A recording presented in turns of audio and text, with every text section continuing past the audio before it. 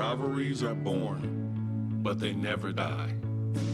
Rivalries live on. The names and the stories may change, but the feeling remains. What mattered so much then matters now. Rivalries never die.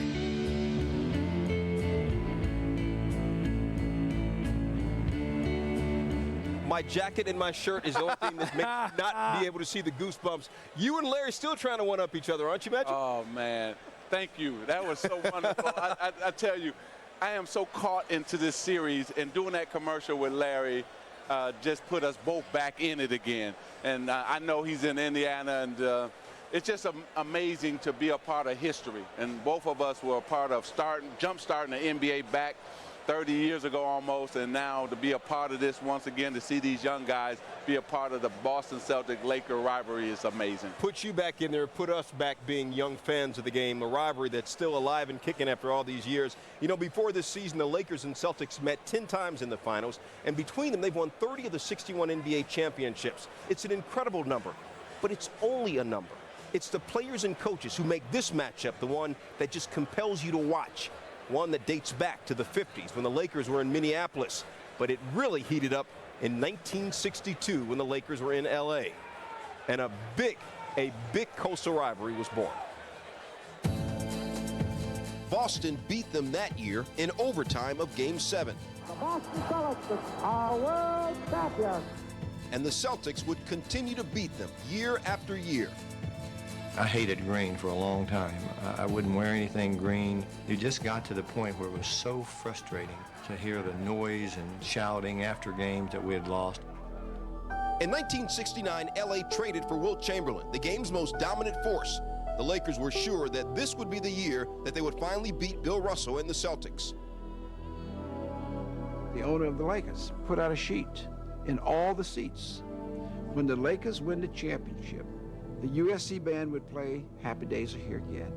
The balloons in the rafters would fall down, and Chick Hearns would interview Elgin Baylor, Jerry West, and Wilt Chamberlain in that particular order.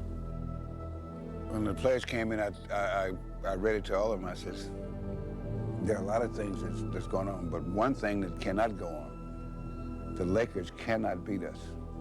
They can't beat us. But it's going to be fun to watch them get those balloons out one at a time. Helped by Don Nelson's miracle shot, the balloons stayed in the rafters as Boston won again. It's all over, and there they go. 15 years later, Bird and Magic would revive this intense rivalry. I hated Larry. No other word to really use. And I disliked the Celtics.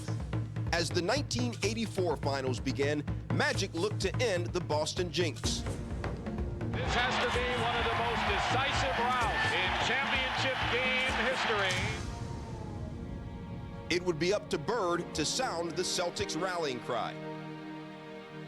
Today, when you see Magic slapping high fives and guys going behind their back and shooting layups on us all day long, it seems that somebody would try to put a stop to it. But until we get our hearts where they belong, we're in trouble. Here's Kareem, outlet to Worthy, Rambit. And you knew this was going to happen. You can see it coming. We had to stir it up a little bit, and the play that Kevin McHale made on Kurt Rambis was right on time. Kareem was yelling at Larry Bird, jaw to jaw. All hell broke loose, and we never really recovered from that. Here's Magic, off the mark. So here's Larry Bird, chucking down the court. History repeated itself as the Celtics won again. The Boston Celtics are the NBA World Champions. 1 year later, the Lakers found themselves back in Boston. Magic!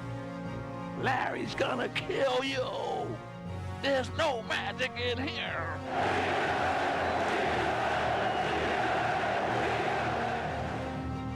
But this time, LA would make history. The first Laker team to beat Boston in the finals. The Lakers answered the Celtics' true grit with a fierce, determined performance. That whole mental and historical thing, the jinx, whatever have you, it all died at that point.